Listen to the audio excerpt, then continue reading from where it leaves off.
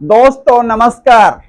आज की thought series में हम अपने आसपास के अनेक ऐसे प्रतिभाशाली लोगों को बारे में बात करेंगे जिनके बारे में हमें ये लगता है कि वो बहुत अधिक प्रतिभाशाली है, वे बहुत अधिक क्षमतावान हैं, उनमें गुणों की बहुत अधिक मात्रा है और हमें लगता है कि भविष्य में वो बहुत आगे बढ़ेंगे, बहुत ऊंचाइयां छुएंगे।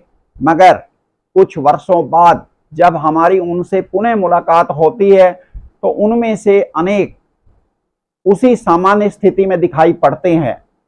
हमने देखा है कि ऐसा बहुत से लोगों के साथ हुआ है। आखिर वजह क्या है?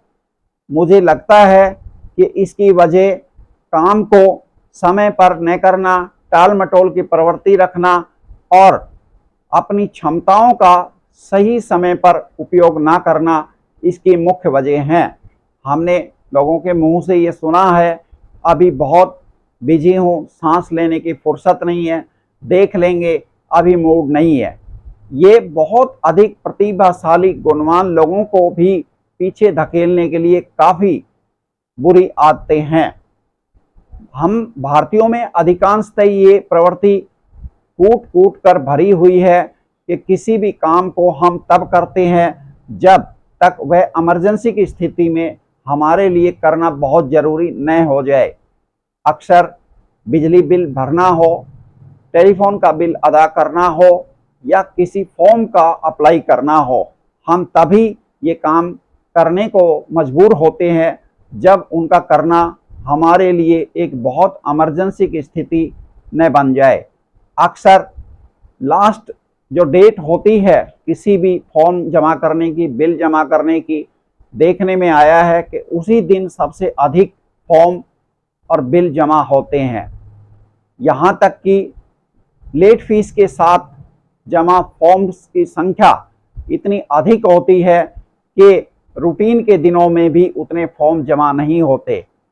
यही तो वजह है कि बहुत अधिक क्षमतावान, गुणी और जिनसे हम उम्मीद बहुत ज़्यादा करते हैं उन लोगों को भी पीछे धकेलने में यह प्रवृत्ति, यह आदत एक मुख्य वजह बन रही है। एक बार की बात है, महाराज धर्मराज युधिष्ठिर अपने महल में विराजमान थे। वह बहुत अच्छे दानवीर थे। उनके पास आने वाला हर व्यक्ति उनसे खुशियां लेकर के, उनसे उम्मीदें पूरी करके वापस लौटता था। इसी दौरान एक साधु उनके पास आए और उन्होंने महाराज युधिष्ठिर से भिक्षा दान का अनुरोध किया। महाराज युधिष्ठिर उस समय किसी काम में अति व्यस्त थे, तो उन्होंने विनम्रता पूर्वक साधु से अगले दिन आने को कह दिया। इस दृश्य को उनके पास बैठे भाई भीम देख रहे थे।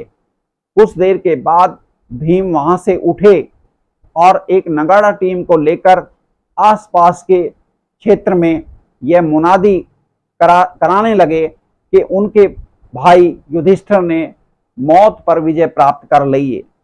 और लोग जब भीम से इसकी वजह पूछ रहे थे तो भीम बड़ी ऊंची आवाज में ये बता रहे थे कि सुनो सुनो, बहुत खुशी की बात है, उनके भाई युधिष्ठिर ने मौत पर विजय प्राप्त कर ली है।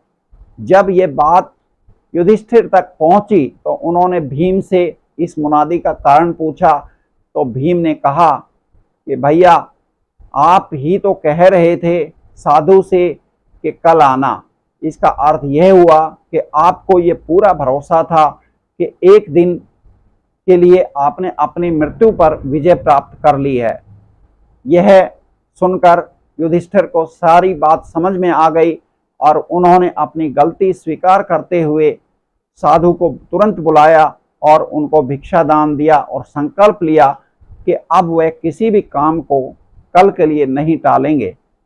दोस्तों, अगर युधिष्ठिर और भीम के संवाद से यह शिक्षा हम अपने जीवन जिंदगी में उतारें और संकल्प लें कि हम किसी भी काम को समय पर करेंगे, तो मुझे पूरा विश्वास है कि हमारी क्षमताओं का जो परिणाम है वो कई गुना हो जाएगा। आप क्या सोचते हैं? कमेंट करें।